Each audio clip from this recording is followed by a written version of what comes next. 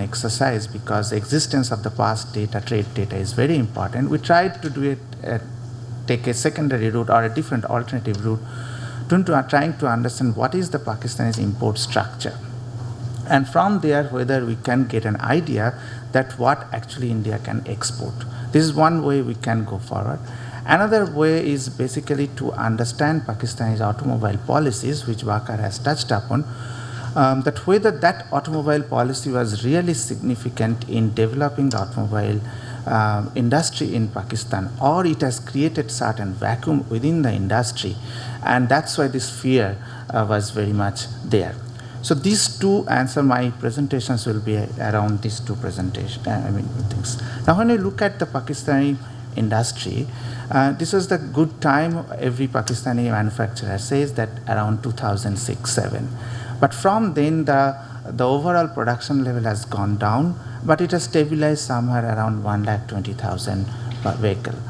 But it has, its contribution in GDP has increased significantly, and currently around 32 manufacturers and around 50 motorbike manufacturers, and maybe around 500 auto component manufacturers are there in the country. During 2007, the auto sector contributed 16% of the manufacturing sector, which was expected to increase to 25% by 2014, and the figure was just 6.7% in 2001-2. So you can understand in 10-15 years there's a significant growth in the industry, and that's why the industry is right now a powerful lobby and also can have their own voice in the government's decision making. Now let's go to the production data. Now if you look at the production data, the total cars as is given in the red color, that it has, production has come down.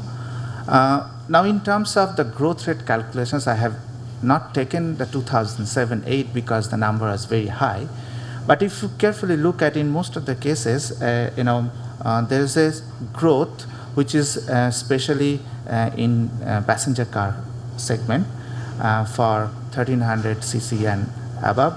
11.14% is a significant growth, and similarly in small car section, which is 800 cc, in which Suzuki is a prominent player, is also a significant growth. But there are sectors where there are negative growths, which are already given in the circle, as you see in case of commercial vehicles, especially in trucks, buses, and later on I will show that in this sector the import has actually increased significantly. Another interesting part which has already come up in Vakar's presentations, that motorcycles and three-wheelers, in which actually Pakistan has reached some kind of a comparative advantage level, and that's why this particular sector is right now is very much interested to compete with India, or maybe they are interested to export to India. This slide is just a comparison, not actually part of the main theme of the discussion, that where India is like. Definitely we cannot compare, it's a very big country and the numbers are very big. And if you look at the India's total exports of even the passenger cars, which is 4,000, is much more than Pakistan's total production. So obviously, when a giant is there, another country is also trying to become a major exporter, this kind of conflict is very natural. So this sensitivity we need to understand when we actually try to negotiate about the removal of negative list from Pakistan's side.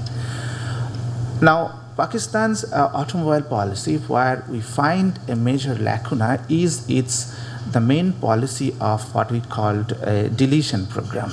So the deletion program is nothing but a policy for localization of the industry, and the condition is something like that. The manufacturers are given permission for local assembly, mostly for Japanese cars, with the explicit understanding that they will steadily reach to a certain level of deletion, increasing the local content gradually, and while they are doing it, they will get certain discount when they are importing the components.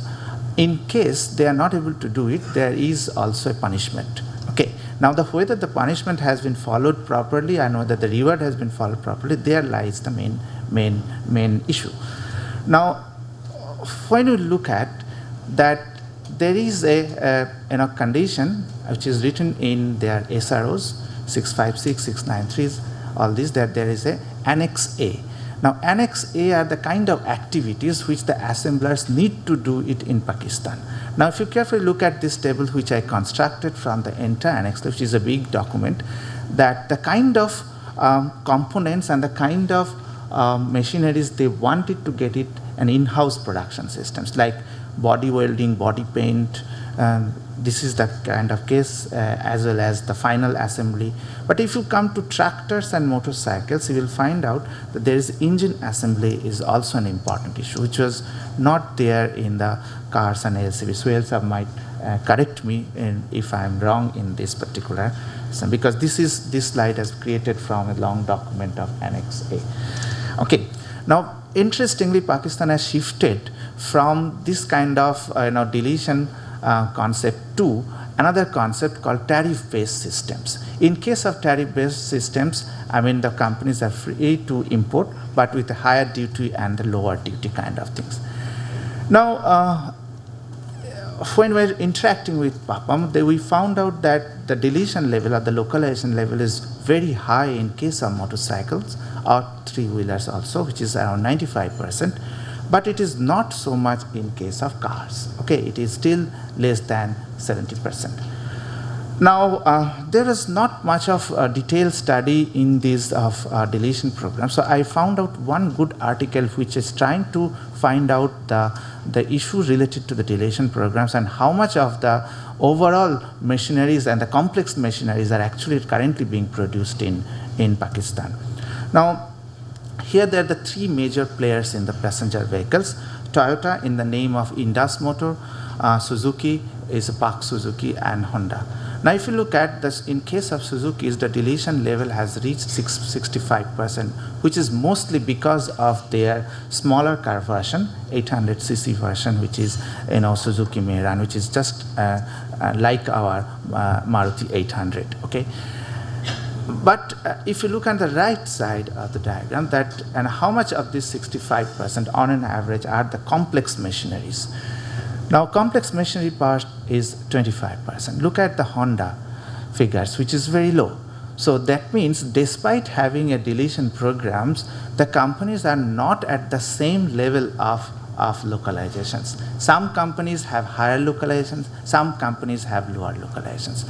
Now, what are the reasons? The reasons are definitely how Japanese companies are actually looking at the possibility of a technology transfer, possibility of further development of as well as the R&D. So all these things are very important, including the capability of the local SMEs, that whether they will be able to do it. So once we get into this stuff, then we'll be able to understand that actually in Pakistan, what is happening, that because of the deletion program, and not only in Pakistan, it happened in many other parts of the world, that deletion program did not work properly, because you require another enabling business environment so that the local industry actually grew up and compete. So as the local industry is not able to grow up at that level, so obviously there is a sense of fear all the time in the mind that they will be swept away because of the competition. Now, this part I can skip. So the deletion program is not a sufficient economic policy or a policy for overall increasing the competitiveness of a country. And today, automobile industry is very dynamic. It's a consumer choice is in the driver's position, safety, designs, and IT-driven accessories. Most of the, modern vehicles having a lot of computer-driven gadgets, which is already there in vehicles. So obviously you require a dynamic systems to grow up. So what is happening in case of Pakistan, that because of the localizations, definitely some level of capability has increased. But as there is not much of competition, the dynamism is missing. And as a result of that, only few number of the models and the makes are actually there in the market. So the kind of, in last 10 years, India experienced a large number of new models started coming in. That is not happening because you require a kind of SME backup for that. So As a result of that, you have seen also in Waka's presentation, the price difference between Indian vehicle and the Pakistani vehicles of the same models are significantly different. Okay. Now coming to the import part, because from there I'll gradually enter into the India-Pakistan trade potential. We are seeing that in Pakistan you can actually import CBUs, and in some last few years you can actually import the second-hand vehicles also. So because of that, there is a significant rise of import of vehicles in last few years. This is also an internal concern, as many of the automobile assemblers also raised up. As you can see, I have highlighted, you can see the jump between 2009 to 2011-12, a significant jump in number of vehicles as well as in case of other things. Now coming to the Pakistan's major import part, again, this is under HS 87 where most of the vehicles are there.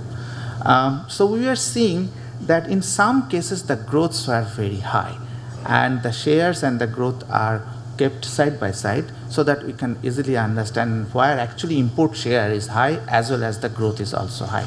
So you can see it that cars not exceeding 1000 cc, there are CKD also, cars more than 1000 cc, automobiles not exceeding 3000 cc. These are the areas where actually the growths were very high. Now in case of other accessories, because automobile accessories move from one HS code to the other HS code, it could be the rubber products, plastic products, metal products, electronic products, so it's a large number of products are there. And we see that the engine components, bearings, and then there are transmission machines, spark plugs. These are the main area where actually import. Now, where does India fit? To understand this, we need to see that from where actually Pakistan is importing. Now, this slide is giving you from where Pakistan is importing. Now, the first column is giving import from the world, then from China, Japan, Korea, and rest of the world. Now, if you look at some of the numbers are in bold, so which are the bigger numbers. So as you can see it, that in case of diesel-powered buses, so China and Japan is at a driver's position. Then if you look at the other cars, the Japan is significantly higher. This is the point actually the Park Suzuki was mentioning again and again, that importing from Japan is costly because Pakistan's rupee got depreciated significantly in last 5 years. And also we have seen in India that many Japanese players are not importing from Japan, they are actually importing from their subsidiaries in Thailand. So India-ASEAN Free Trade Agreement actually helped Japan, not India-Japan Free Trade Agreement that much.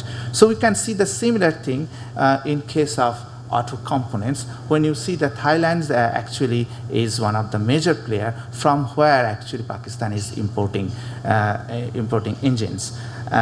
Now, interestingly, that share of the rest of the world, suppose if India comes tomorrow, so with whom India is going to compete? India is going to compete with these players as well as with the rest of the world, where maybe from some of the European economies, maybe as the competitor. So India's position is mostly not replacing the domestic industry. It may be the case that it may be competing with China, Japan, Thailand, Indonesia. I quickly finish another 5 minutes or 2 minutes I'll take. So this is the situations between India and Pakistan today. As you can see, large gaps. And the numbers are very small, okay, because there is no trade in the past. As a result of that, we cannot do any simulations because of the absence of the past data, specifically for the sectors level. Now, Selim can do it at the aggregate level, but at the sectoral level, when you go down, then these holes actually create a major problem, because from where we try to understand what could be the things. Now, let's come to the critical issues. Now, there are 3 kinds of groups actually found in Pakistan. One in favor of import from India, one taking a balanced view, another one wants to export. Now, Suzuki, having a major plant in India, obviously naturally inclined to import components and other things from India. Indus having a significant presence in India.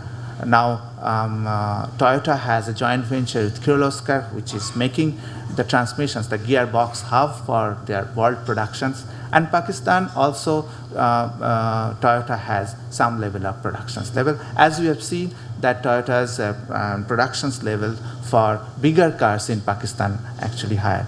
So Indus has taken a balanced position. They want to import, they want to export. Okay, both the things are possible.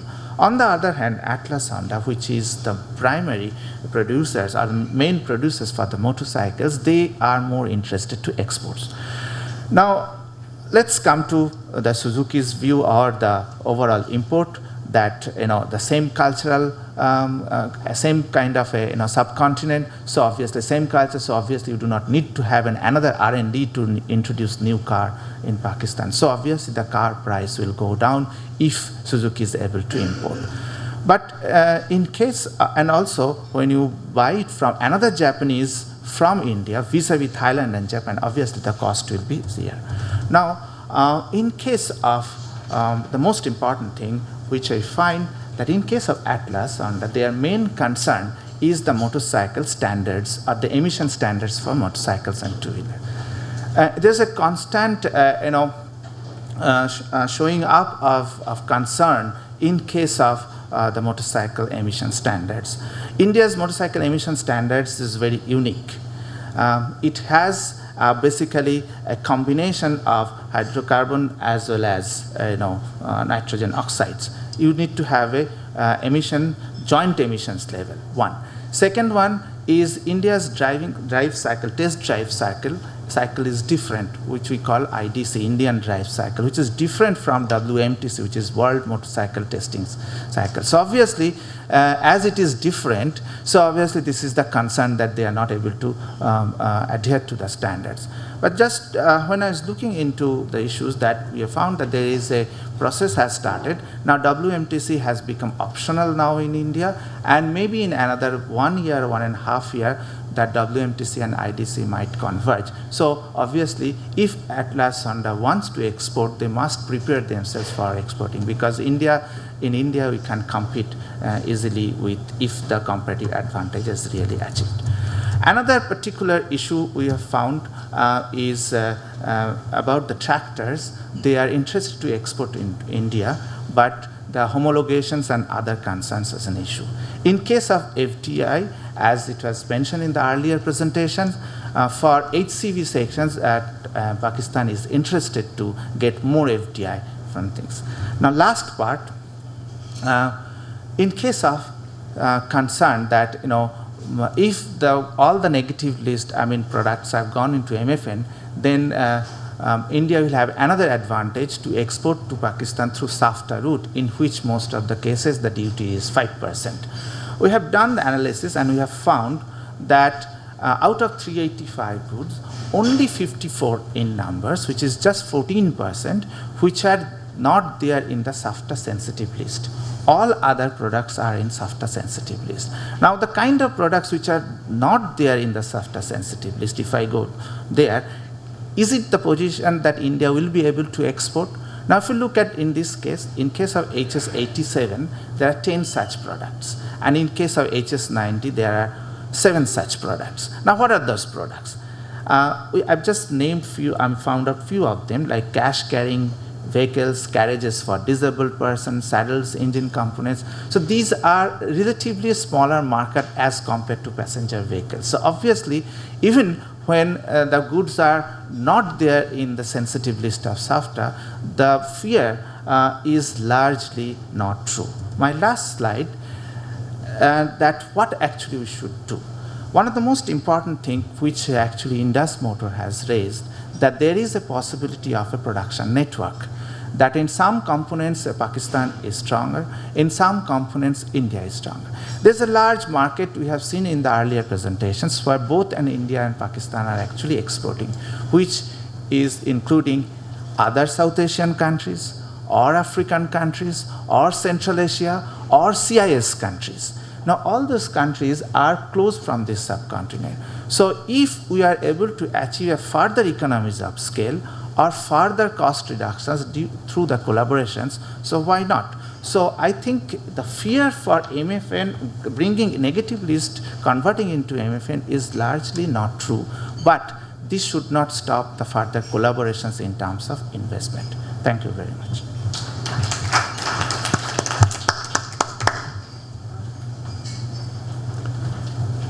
Thank you, Biswajit sir. I now request Vishwanath sir, Principal Advisor, APJ SLG Law Offices, New Delhi, for his views.